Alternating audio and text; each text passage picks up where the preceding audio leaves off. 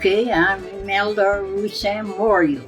I was a Morio. My maiden name was Morio. And my parents was Marie Marion, her maiden name.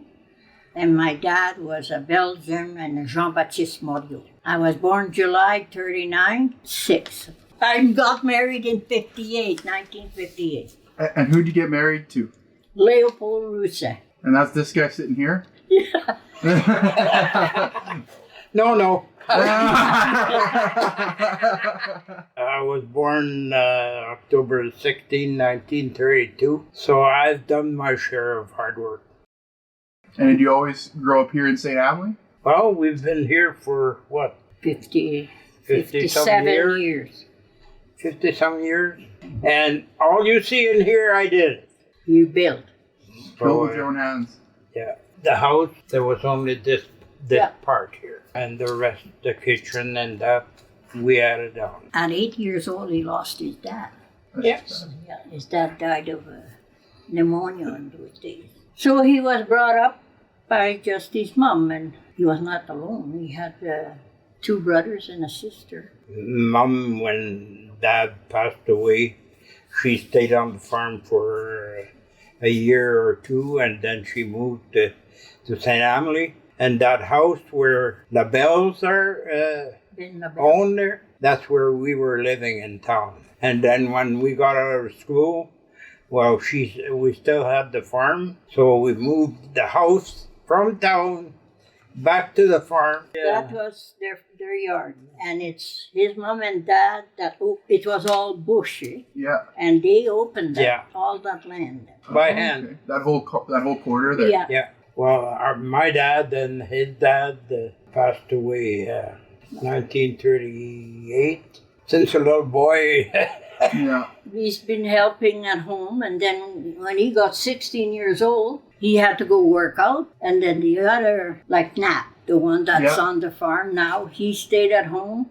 Well, he worked for a while, the other one went and worked, and then he came back when we were going to get married. Oh, okay. So he came back and he took over the farm with his mom here. And she milked cow, and she died at 90, she died in 94. 94. In 2000. And she milked cow till the day, she was 93. Oh, when I went out at 15, I worked for ranchers.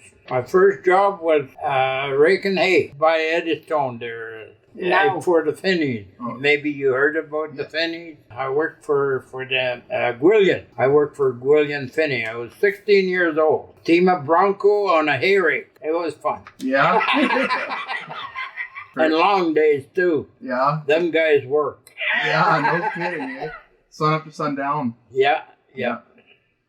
We'd go to dances. Well, in those days, Ste Amelie had a hall, and we had, once a month, there was a dance, and we'd go to dances, and we'd visit in town in St. Rose. Ste Amelie only had 2 stores, but, it was a small community, so the main business center was St. Rose, like everybody else. And so what was it like to raise your children in the community here? We never had no problem. No? Got to live the farm life that you guys lived? Yeah. Mm-hmm. Yeah. You worked with us? We had one. What? He'd take off and go and sleep on the goddamn ridge by himself. No, Ronald did that. Ronald did that. He wanted to go camping all the time. Oh. And then we didn't have time to go camping all the time. And at first we didn't even have a tent. All of a sudden we went to a dance. There was only Ronald and Stella. Mm. And Stella must have been 12 already, because usually we were bringing them with us when we went dancing before. And that time it was in Ste Amelie. And anyway, we came back home and Stella was up and she said, Ronald is gone. I said, what do you mean Ronald is gone? And then she gave me the note. He had left us a note. He was gone. Camping on the ridge, he said. And mosquitoes with his bike. So then he must have been around 10, 12. Him? Yeah, Ronald. He wasn't that old anyway, so anyway we thought, well, we start everybody when we said that it's only there was no phone, so it's only when we got here, Stella, and then we ran to my sister and the boys there. They were all the same age and bunch of. So start looking for him, and on the ridge all over. You don't know the ridge is roads all over. Mm-hmm. So you start looking for him, couldn't find him.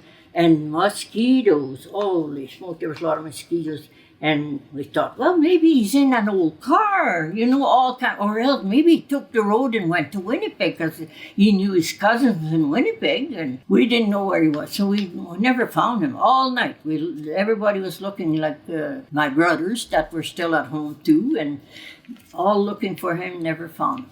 Next morning, in church, we all used to go to church then. Next morning, it was my brother that passed away.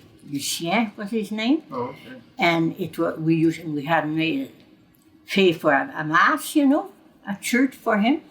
So he knew that. Well, he came back from the ridge on his bike. But then we had a Roussin living on Mom's, like a mile away from here, there on Mom's Road, going towards the ridge too. And the girl there, she said, well, he stopped and he talked here. He had a bag of potatoes, he had some sardine, and he had brought some food, a little beggar. And he had made himself, then we asked, but he knew all the stories his dad would say. He had slept underneath a spruce and made himself kind of a little camp there, and he had slept there. And then he taught him the morning, so then everybody was still, he wasn't back, so it was time to go to church. We all missed church anyway. And somebody had come from the south. They were coming here to go and look for him. And they seen him, and he hid. There was bush there alongside the road. Alongside the road. Yeah. It was a half mile over there. It wasn't Down that. this way. Yeah, going east there. Yeah. So there was bush, the whole fence, and stones. And they had seen, and they said, I'm sure it's wrong. So, okay, we'll go. I'll go, I said. Mm. So I went, you understand? I went, and he was hiding in the bush alongside the fence.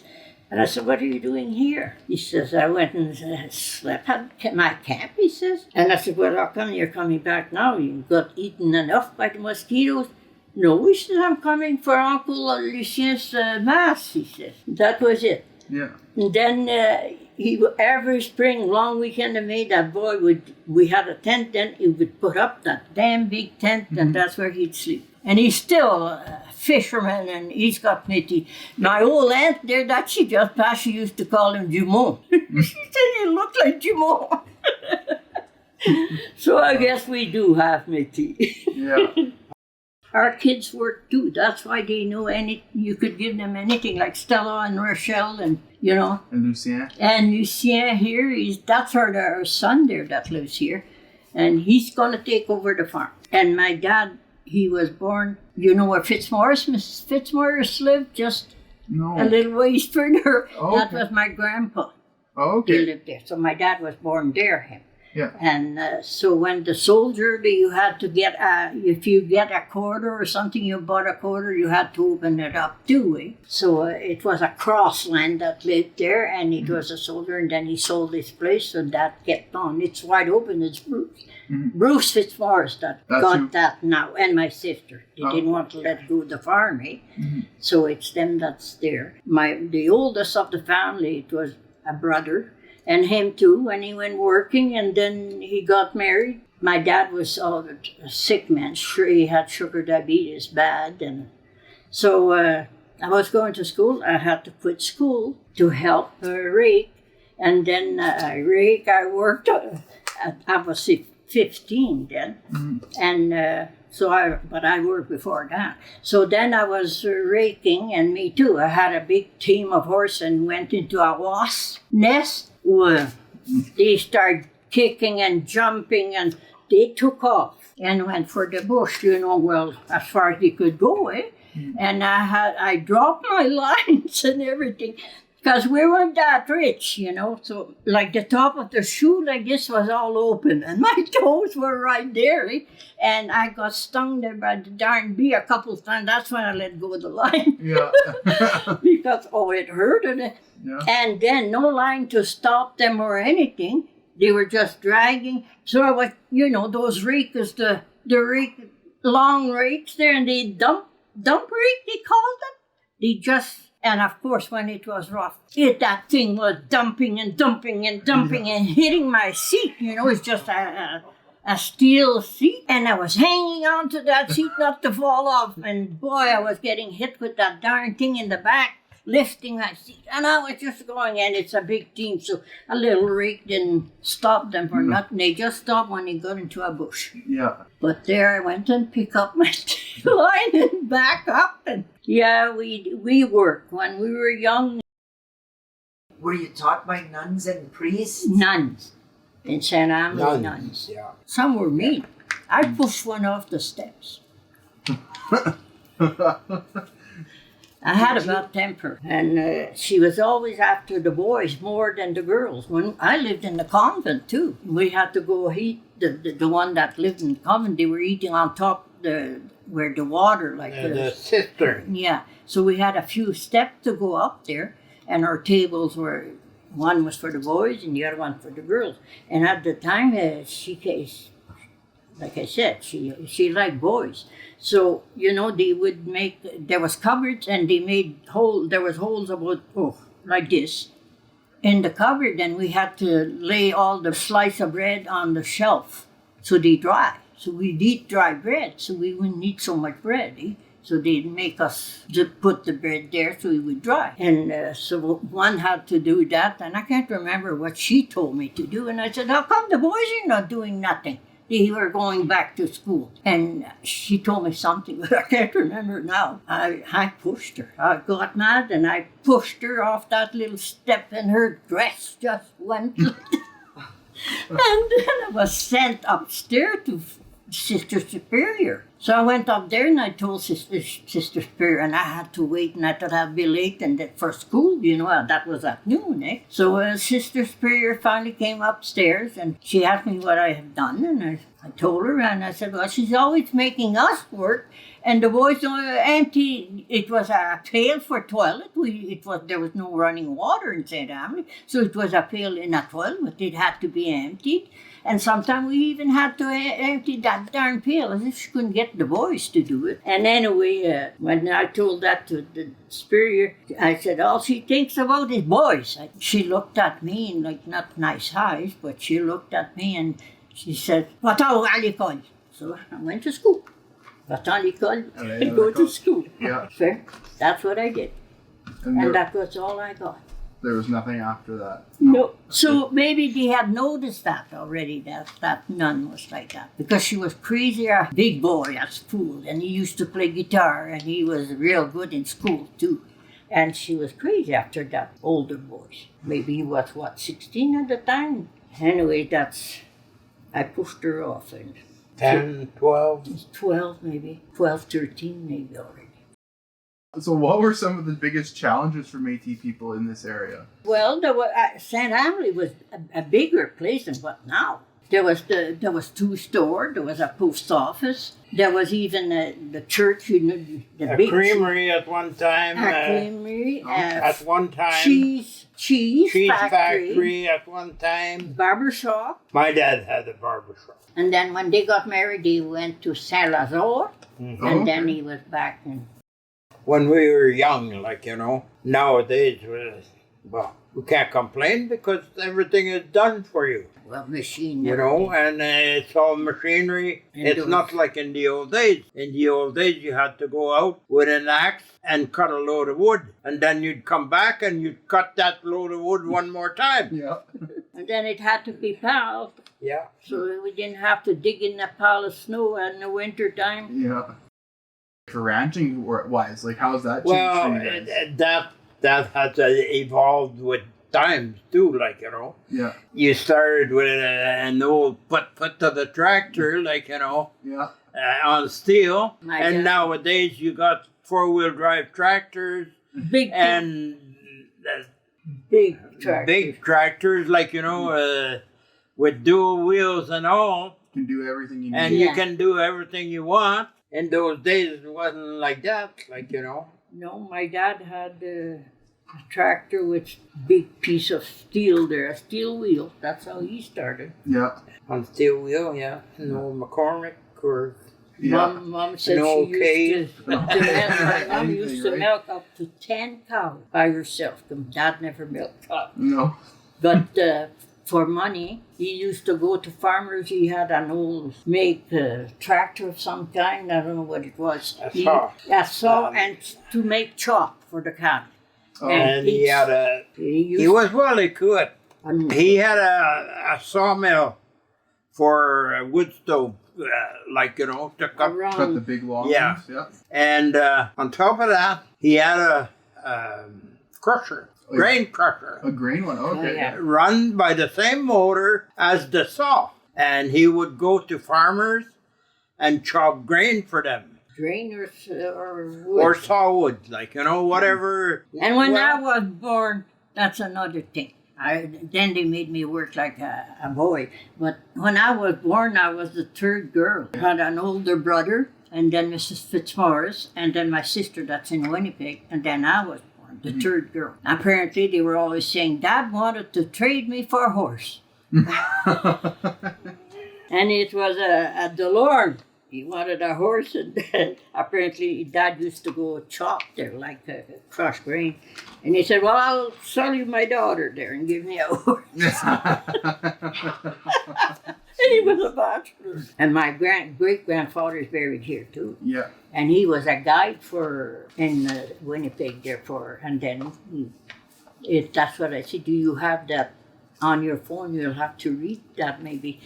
It's the Lucien's got it. I said, you should leave your phone. Because a lot of writing about Louis Riel and the relation of the Marion, so many. But the great-grandfather, went up to, when we searched there for our reunion in Quebec, there we went, it was really back. But to look for Roussin, they came from France, eh?